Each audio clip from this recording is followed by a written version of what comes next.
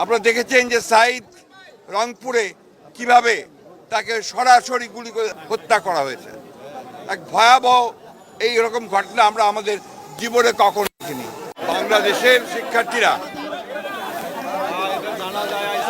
অত্যন্ত ন্যায্য যুক্তিসঙ্গত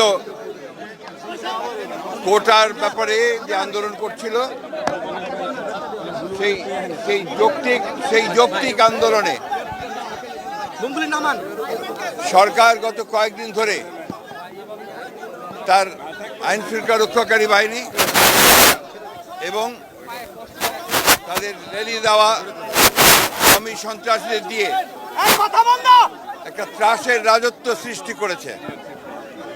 আপনারা দেখেন যে বিভিন্ন ঢাকা বিশ্ববিদ্যালয় সহ ঢাকা মহানগরের বিভিন্ন শিক্ষা প্রতিষ্ঠানে, ঢাকার বাইরে চট্টগ্রাম, বগুড়া, রংপুর, বরিশাল বিভিন্ন এলাকায় এই সরকারি বাহিনী এবং সন্ত্রাসী বাহিনী তারা গুলি, সন্ত্রাস, নির্যাতন করে এই আন্দোলনকে বন্ধ করবার প্রচেষ্টা চালিয়েছে।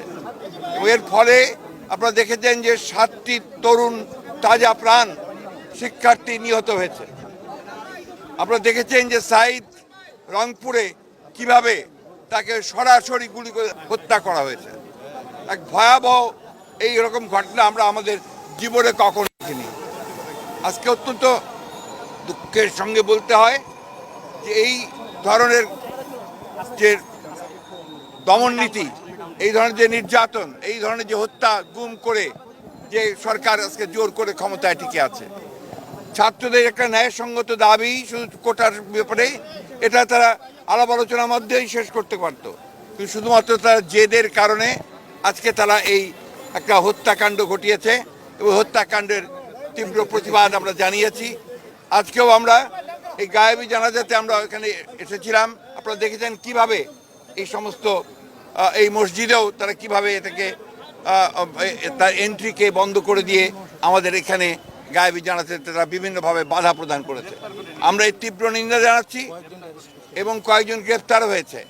আমি গতকাল আপনারা দেখেছেন যে সম্পূর্ণ আগের মতো একটা নাটক সাজিয়ে আমাদের বিএনপির অফিসে কতগুলো আপনার সেই সমস্ত ককটেল, বোমা, লাঠি সোটা রেখে দিয়ে সেইখানে তারা আজকে ছবি তুলে আবার বিএনপিকে দোষারোপ করার চেষ্টা করছে।